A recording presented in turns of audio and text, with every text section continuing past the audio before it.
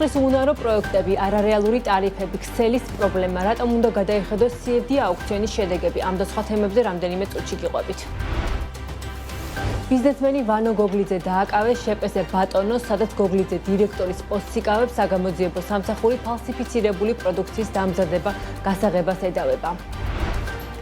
2026 წლის მდგომარეობით საარსებო შემწეობებზე ყოველთვიურად 71 მილიონ ლარზე მეტი იხარჯება, მთლიანად სოციალური უზრუნველყოფისთვის ბიუჯეტი კი 1,64 მილიარდ ლარს შეადგენს.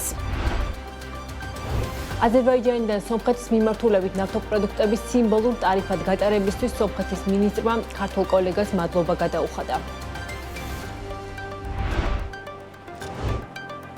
მოგესალმებით, ეს BMG-ია, რეგიონის წამყვანი ბიზნეს მედია სააგენტო, მე ნუცა შუბაშვილი ვარ და ეკონომიკის და ბიზნესის სიახლეების შესახებ გიყვებით. ბიზნესმენი ვანო გოგლიძე დააკავეს კომპანიას შპს ბატონოს, სადაც ვანო გოგლიძე დირექტორის პოსტს იკავებს, ფინანსთა სამინისტროს საგამოძიებო სამსახური ფალსიფიცირებული პროდუქციის დამზადება, გასაღებას ედავება. გამოძიების თანახმად კომპანიამ 2025 წელს სახელმწიფო ტენდერის საფუძველზე გაფორმებული ხელშეკრულების ფარგლებში 380,792 ლარის ღირებულების 24,177 კილოგრამი თევზის კონსერვი მიაწოდა სასაზღვრო პოლიციას და შპს სახელმწიფო კვებით უზრუნველყოფას. აღნიშნული პროდუქცია განკუთვნილი იყო შინაგან საქმეთა და თავდაცვის სამინისტროების თანამშრომელთა კვებისთვის უწყებაში. ამბობენ, რომ გარდა ამისა, კონსერვის შიგთავზი, თევზის ხორცის მასური წილითა და ენერგეტიკული ღირებულებით არ შეესაბამება ეტიკეტზე მითითებულ მონაცემებს. კომპანია ბატონო 2015 წელს დაფუძნებული კომპანია, რომლის დირექტორის ივანე გოგლიძეა, რომელიც ამავე დროს კომპანია გორის საკონსერვო ქარხანა კულას დირექტორიცა, ორივე კომპანიაში 100%-იანი წილის მფლობელი ლეილა ლონდარიძეა. საერთაშორისო გამჭვირვალობა საქართველოს ტენდერების მონიტორინგის მიხედვით კომპანია ბატონოს სხვადასხვა დროს 35 ტენდერში აქვს მონაწილეობა მიღებული. საგამოძიებო სამსახურში აცხადებენ, რომ საქმეზე გამოძიება სისხლის სამართლის კოდექსის 197 მუხლის მესამე ნაწილით მიმდინარეობს, რაც 5-დან 7 წლამდე ვადით თავისუფლების აღკვეთას ითვალისწინებს.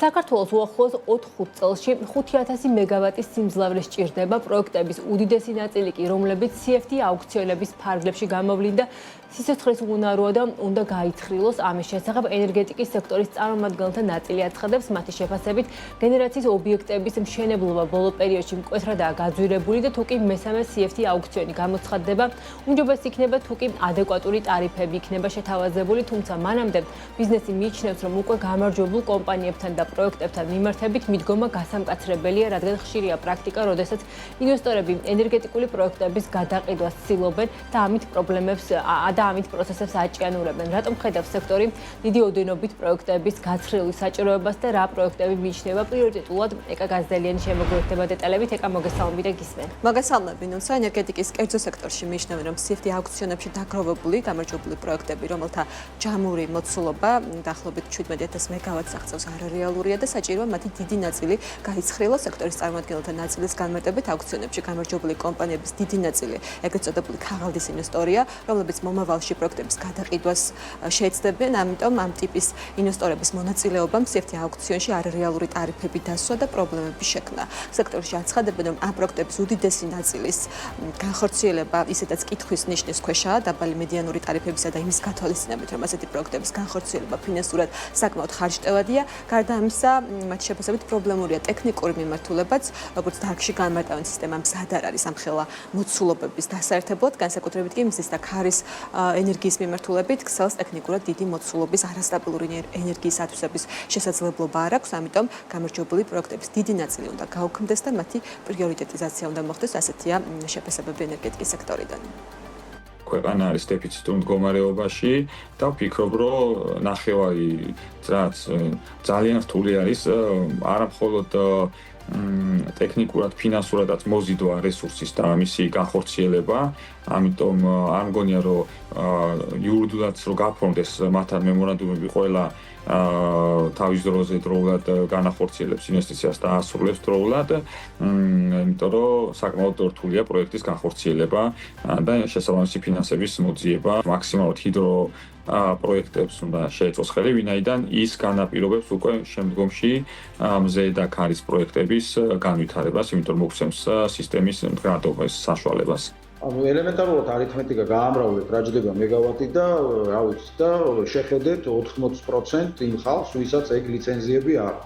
ერთად აღებული ანუ 25 მილიარდ დოლარზე ლაპარაკობ ჩვენ და ამას ხშირ შემთხვევაში ფურცელი უკავე ადამიანს, რომელსაც, ну, რა ვიცი, შეიძლება ერთი მანქანა გააჩნდეს, რითიც მოვიდა იმ შეხვედრას. ძალიან ბევრი პროექტია, რომელსაც ჯარიმის დრო ჯერ არ დაუდგა, იმიტომ რომ ფიზიკურად არ აქვს გაშვება პროექტი. მაგრამ მან უკვე სხვა პრობლემები დგას თელთან მიერთების. ეხლა მე თუ მაგ რაღაც პროექტი, თქვათ, პირობითად კახეთში, იმერეთში, გურიაში, იქ არის შესაბამისი გადამცემი ხაზი, იქ არის ქვესადგური, მე თუ იქ ადგილი მაქვს დაბევებული და რეალურად მე არ მაქვს შესაძლებლობა პროექტის გაკეთების ფინანსური შესაძლებლობა არ მაქვს 3 წელი უნდა ეს დაბევებული უნდა იყოს ჩემზე მომაგრებული და ვიღაც რეალურ ინვესტორს იქ არ მიეცეს საშუალება პროექტის განვითარების, აი მანდ უნდა მოხდეს. ეს საქართველოს დადგმული სიმძლავრე 4600 მეგავატია და არსებობს პოტენციალი იმისა, რომ ეს მაჩვენებელი გაორმაგდეს, თუმცა მისი გასამაგება ან გაოთხმაგება ამ ეტაპზე შეუძლებელია. ამის შესახებ განახლებადი ენერგიების განვითარების ასოციაციაში აცხადებენ. ასოციაციის აღმასრულებელი დირექტორი ფიქრობს, რომ პროექტების უდიდესი ნაწილი უნდა გაიცხრილოს. შესაძლებელია ამ პროექტების ნაწილი დაჯარიმების საფრთხის წინაშეც დადგეს მომავალში და მათაც დაუდგეს ჯარიმების ჩამოწერის საჭიროება, თუ კი დროულად არ გაიცხრილება დაგროვებული პროექტების დიდი ნაწილი ასე ფიქრობენ განახლებადი ენერგიების განვითარების ასოციაციაში. ერთი არის გენერაციის ობიექტების მშენებლობა და მეორე არის ამისი ინტეგრაცია ქსელში. ანუ წარმოებული ელექტროენერგიის გამოტანა უკვე იმ ადგილიდან შესაბამისად უნდა უზრუნველყოფილი იყოს. ესეთი პროცესი უნდა გაიაროს ენერგეტიკულმა შეიძლება ითქვას ციკლმა. 17,000 წარმოუდგენელია, ეს ვერ მოხდება, ბუნებრივია.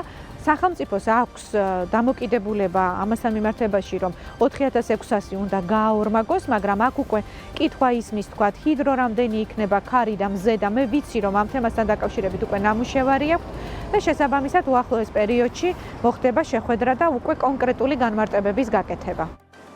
ამავდროულად ენერგეტიკის კერძო სექტორში ფიქრობენ, რომ ახალი სიცოცხლის უნარიანი პროექტების შესარჩევად მნიშვნელოვანი იქნება შემდეგი CFD აუქციონების გამოცხადება და სექტორისთვის უფრო რეალისტური და ხელსაყრელი მხარდაჭერის მექანიზმების შეთავაზება. ენერგეტიკის სამინისტროს მიერ შეთავაზებული პროგნოზირებადი შემოსავლების გარანტიის მექანიზმი PPA, რომლის ვადაც უკვე 2025 წლის 28 თებერვალს ამოიწურა, განახლებადი ენერგიის ინვესტორებისთვის გარკვეული დროით სტიმულირების საშუალებას იძლეოდა. ამ ეტაპზე მექანიზმის გაგრძელება ან ალტერნატიული აუქციონის მოდელის ამოქმედება კვლავ საგანია. მადლობა ეკესეკა გაზდელიანი იყო, ჩვენ კი ვაგრძელებთ გამოშვებას.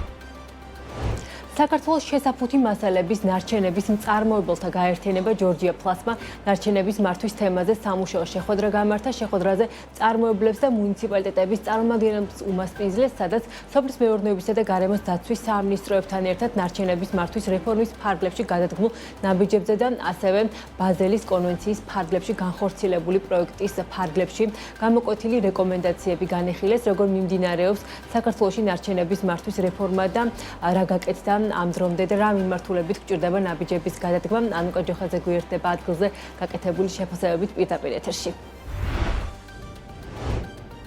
დიახნუცა ქვეყანაში ნარჩენების მართვის რეფორმა, როგორც ცნობილია, რამდენიმე წელია მიმდინარეობს და პროცესში პერიოდულად სხვადასხვა ინსტრუმენტების და ინიციატივების დანერგვა ხდება, რაც საქართველოში ნარჩენების შეგროვების, სეპარირების და გადამუშავების თანამედროვე მიდგომებს ამკვიდრებს. წარმოებლის გაფართოებული ვალდებულების შემოღება რეფორმის ერთ-ერთი ძირითადი ნაწილი იყო, რომლის ფარგლებშიც MGV ორგანიზაციები შეიქმნა, რომლებიც ბიზნესის წარმოქმნილი ნარჩენის შეგროვებას და შემდგომში უკვე გადამუშავებას უზრუნველყოფენ. ერთ-ერთი ასეთი MGV ორგანიზაცია კოკა-კოლა ბოთლერს ჯორჯიას მხარდაჭერით შეიქმნა და ჯორჯია პლასი პროცესებში შექმნის დღიდან აქტიურად არის ჩართული. სწორედ გარემოს დაცვისა და სოფლის მეურნეობის სამინისტროსთან ერთად ჯორჯია პლასმა დაასრულა პლასტიკის ნარჩენების პრევენციისთვის აუცილებელი პროექტის ერთ-ერთი ეტაპი, რომელიც წარმოებლის გაფართოებულ ვალდებულებას, ზოგადად პლასტიკის ნარჩენების გარემოზე უარყოფითი ზემოქმედების შესამცირებლად ეფექტიან ინსტრუმენტად მოიაზრებს. პროექტის წინაპირობა ბაზელის კონვენცია იყო და სამი ქვეყანა საქართველო, მოლდოვა და ბელარუსი იღებდა მონაწილეობას.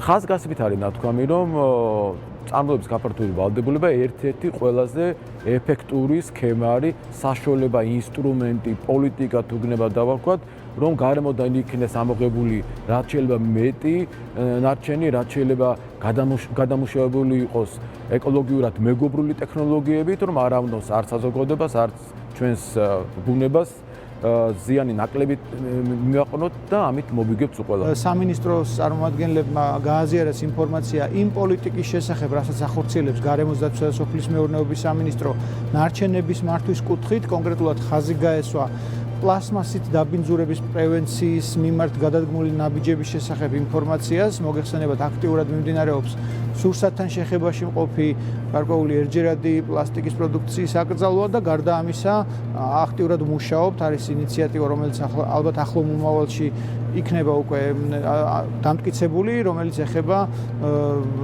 პლასმასის ბოთლებში ჩამოსხმული გარკვეული სასმელების აკრძალვას.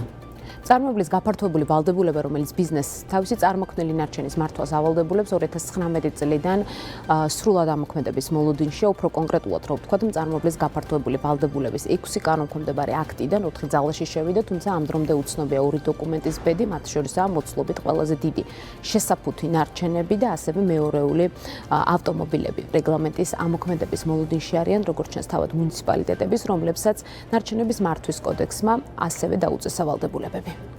2019 წლიდან დაწყებული იყო მუნიციპალიტეტებში სეპარირებული შეგროვების ვალდებულება, უკვე შესულია ძალაში და ეს ვალდებულება უნდა ყოფილიყო მხარდაჭერილი იმ ტექნიკური რეგლამენტის ამუშავებით, რომელზეც ახლა ჩვენ ვსაუბრობთ. მაგრამ რადგანაც ტექნიკური რეგლამენტი შეჩერებული იყო მისი მიღება, ამიტომ ავტომატურად მუნიციპალიტეტებს გაუჭირდათ კანონთა შესაბამისობაში მოსვლა. ნამდვილად საჭიროა მისი შესვლა ძალაში, იმისათვის რომ წარმოებლების სექტორში მომუშავე ერთეულებმა ახლოს ძალიან დიდი ინტენსიური თანამშრომლობით დავნერგოთ ეს ხარჯ-ეფექტური სქემები, რომლებიც უკავშირდება ნარჩენების სეპარირებულ შეგროვებას და მის ეკომეგობრულ გადამუშავებას, რეციკლირებას. თანდათანობით უნდა გაძლიერდეს კერძო სექტორის როლი ნარჩენების მართვის საკითხებში. ეს ზუსტად ეხმიანება იმ თემას, რაც დღეს იყო განხილული. თბილისი უკვე ემზადება და დაწყებულია შესაბამისი ქარხნის მშენებლობა, სადაც მოხდება ეს. გარდა ამისა, ეწყობა ასევე ნაჟური წყლების, ასე ვთქვათ, ემისიების თავიდან აცილებისთვის შესაბამისი ინფრასტრუქტურის მოწყობა. დღესვე ადგილზე კოკაკოლა ბოთლერს ჯორჯიას ჩართულობით მომზადებული მყარი ნარჩენების კვლევის პირველი ეტაპის შედეგების პრეზენტაციაც გაიმართა. პროექტი, რომელსაც კოკაკოლა ბოთლერს ჯორჯია ახორციელებს 10 თვიანია და ის კომპანიამ გერმანელი გარემოს დაცვითი წამყვანი სპეციალისტების ჩართულობით მოამზადა. ამასთან ერთად კომპანიის წარმომადგენლებმა ნარჩენების მართვის გამოცდილებაც გაგვიზიარეს, რომელიც კომპანიაში უკვე რამდენიმე წელია დანერგილია.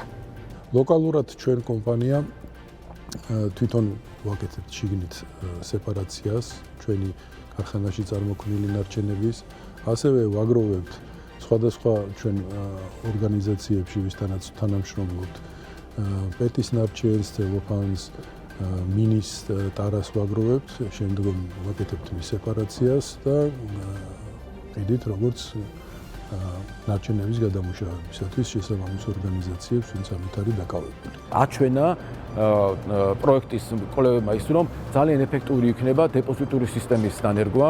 ეს გახლავთ ის სისტემები, რომლებიც მოხმარებული შესაფუთი მასალების უკან დაბრუნებას გულისხმობს. მომხმარებელი მიდის დანიშნულ წერტილში, სადაც ამის მომსახურება შესაძლებელია და იღებს იქიდან დეპოზიტს, დატოვებულ დეპოზიტს, თანხას. წინა შეფასებებიდან გამომდინარე, შესაძლებელია პირველ ეტაპზე სულ მცირე 200 მილიონი ევროს ინვესტიცია ჩაიდოს იმ ტექნოლოგიებში, რომლებზეც ეს პროექტი მუშაობს, ესე იგი დეპოზიტური დაბრუნების სისტემა და სეპარირებული შეგროვება და რეციკლირება.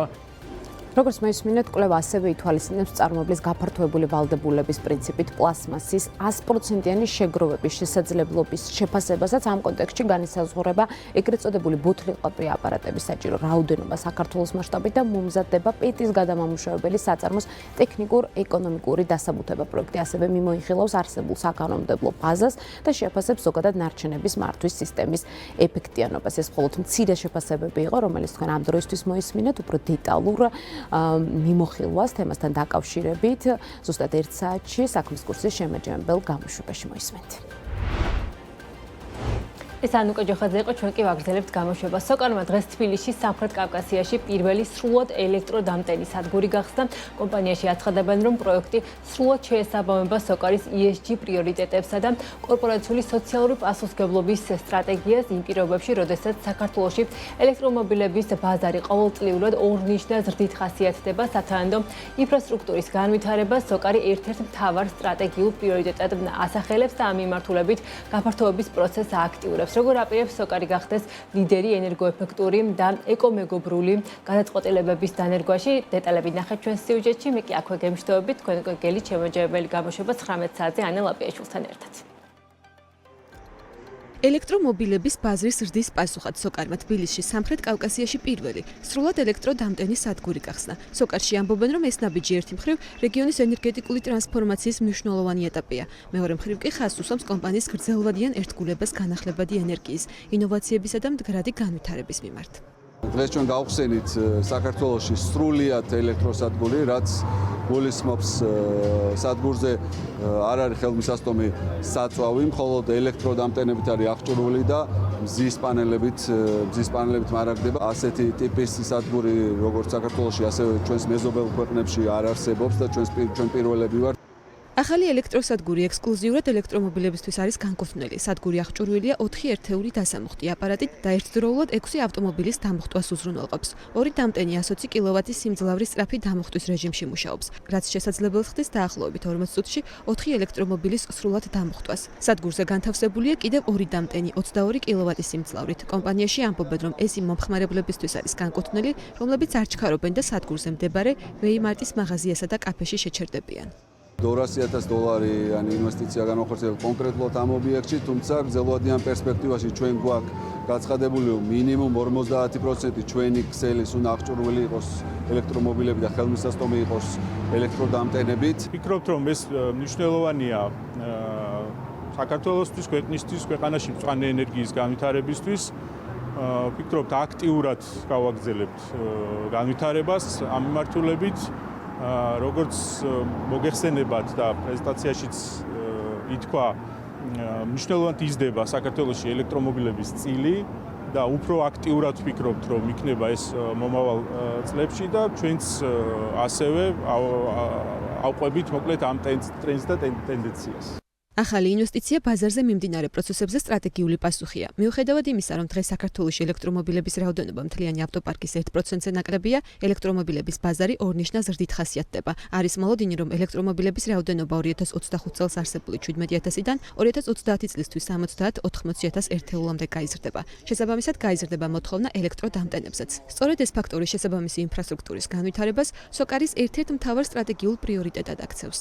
ტენდენცია არის საკმაოდ მზარდი, 70%-იანი ზრდა არის ქვეყანაში. შესაბამისად, ელექტროდამტენების რაოდენობაც ადეკვატურად იზრდება. დღესდღეობით ესეც საჯარო ელექტროსადგურები, ხელმისაწვდომი ელექტროსადგურები, ელექტროდამტენები არის დაახლოებით 300 ქვეყანაში და ჩვენი მოლოდინი 2030 წლამდე მინიმუმ 2500 ელექტროდამტენზე უნდა ავიდეს. შესაბამისად, ვცდილობთ, რომ თადარიგი დავიჭიროთ და ჩვენ თონაც ექსპერტიზა ავიღოთ ამ მიმართულებით, ვისწავლოთ როგორ ვითარდება ეს მიმართულება და ვეცადოთ, რომ მაქსიმალურად ადეკვატური ვიყოთ ბაზრის. ელექტროსადგური ნაწილობრივ მზის ენერგიას იყენებს. ეს კი სოკარის ამბიციას ასახავს გახდეს რეგიონის ლიდერი ენერგოეფექტური და ეკომეგობრული გადაწყვეტილებების დანერგვაში. კომპანიაში ამბობენ, რომ სოკარი უკვე ფლობს მზის პანელებს 6 ავტოგასამართ სადგურზე და უახლოეს მომავალში გეგმავს მზის ინფრასტრუქტურის გაფართოებას სხვა ლოკაციებზეც. ეს ნაბიჯი კი კომპანიას საოპერაციო ხარჯების შემცირებაშიც ეხმარება.